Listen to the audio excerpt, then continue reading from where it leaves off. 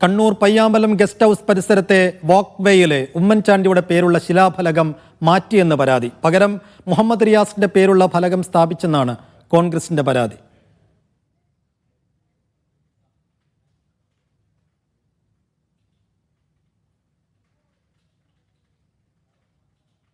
സുനിൽ ഐസക് വിശദാംശങ്ങൾ നൽകും. സുനിൽ, ഈ ഫലകം മാറ്റിയത് എപ്പോഴാണ് ശ്രദ്ധയിൽപ്പെടുന്നത്? കോൺഗ്രസിന്റെ പരാതി എന്താണ്?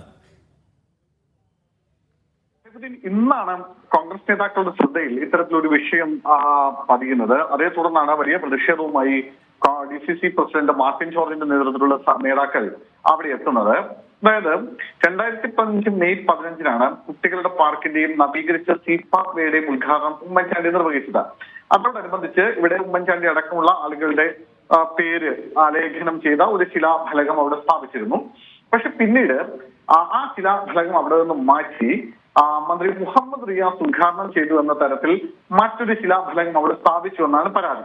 അത് 2022 മാർച്ച് 6-നാണ് മന്ത്രി മുഹമ്മദ് റിയാസ് പയ്യാമ്പലം ഗസ്റ്റ് ഹൌസ് പരിസരത്തെ വാക്ക് വേയിലെ ഈ അവിടെയുള്ള ശിലാഫലകത്തിൽ പുതിയ ഒരു ശിലാഫലകം അവിടെ സ്ഥാപിക്കുന്നത്. എന്തായാലും മാത്രമല്ല, ഈ ഉമ്മൻചാണ്ടിയുടെ പേര് ആലേഖനം ചെയ്യുന്ന ശിലാഫലകം അവിടെ നിന്നും മാറ്റി അവിടെ ഈ ടിക്കറ്റ് കൗണ്ടർ എടുക്കുന്ന ഒരു സ്ഥലമുണ്ട്, അതിന്റെ പിന്നിലായി വെച്ചിരിക്കുകയായിരുന്നു. മാത്രമല്ല അതിനോട് ചേർന്ന് ഒരു ചൂലടക്കമുള്ള സാധനങ്ങൾ ചാരി വെക്കുകയും ചെയ്തിരുന്നു. എന്തായാലും കോൺഗ്രസ് പ്രവർത്തകർ അവിടെ നിന്ന് പ്രതിഷേധിക്കുന്നു. ഒപ്പം ഈ ഉമ്മൻചാണ്ടിയുടെ പേര് ആലേഖനം ചെയ്ത ശിലാഫലകം അവിടെ നിന്ന് എടുത്ത് മറുവശത്ത് കൊണ്ടുവന്ന് അവിടെ സ്ഥാപിക്കുകയും ചെയ്തിട്ടുണ്ട്. എന്തായാലും ഈ ശിലാഫലകം അവിടെ പെർമനന്റായി സ്ഥാപിക്കണമെന്നൊരു ആവശ്യമാണ് DCC പ്രസിഡന്റ് അടക്കമുള്ള ആളുകൾ മുന്നോട്ട് വെക്കുന്നത്. ശരി സുനിൽ.